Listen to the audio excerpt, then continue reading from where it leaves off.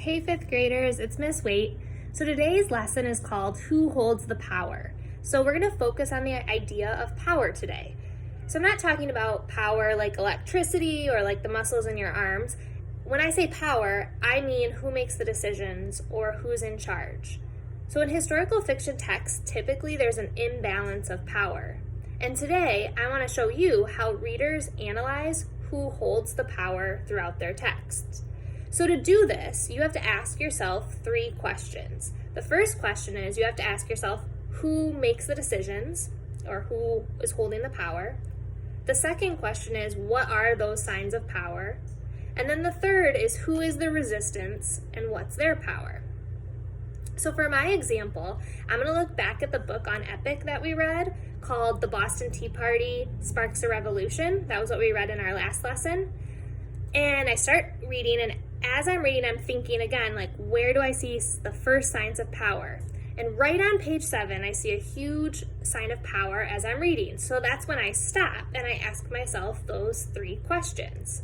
So the first question again is who holds the power? Well, my answer to that is that the British are in charge. They're making the decisions for all of the colonists in America. So I write that in my chart. Then my second question, what are the signs of power? Well, there are several signs of power at this point that shows that England's in charge. Well, first off, they're making all the rules. The second is they have the power to tax and control the colonists. The third sign, too, is that the British troops are stationed in Boston and the British Navy is like docked in the wharf. So they're right there front and center for all the colonists to see. And people are really fearful of talking against the English rulers and the military.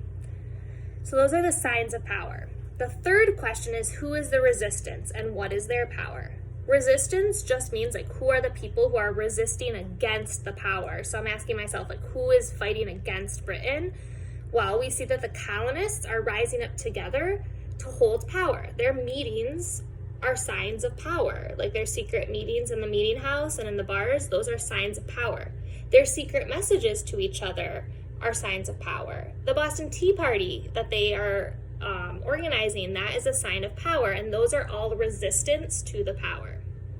So, just like in history and in present day, power shifts and changes over time. So just because England had the power in the beginning of the story doesn't mean that they're always going to have the power. It's your job as a reader to notice when the power changes. So if you look at my chart, you can see how I noted on page 13 that the power shifted during the story. And then I continued reading and I saw on page 19 it shifted again. So at each point in the text, when I saw a shift in power, I noted that down. So readers, it's your turn today. You're going to go on Epic and you're going to read a different book called Riding with Paul Revere. I'm sure some of you have heard that name, Paul Revere, before. So you're going to learn about his story and why he's so famous and important in history.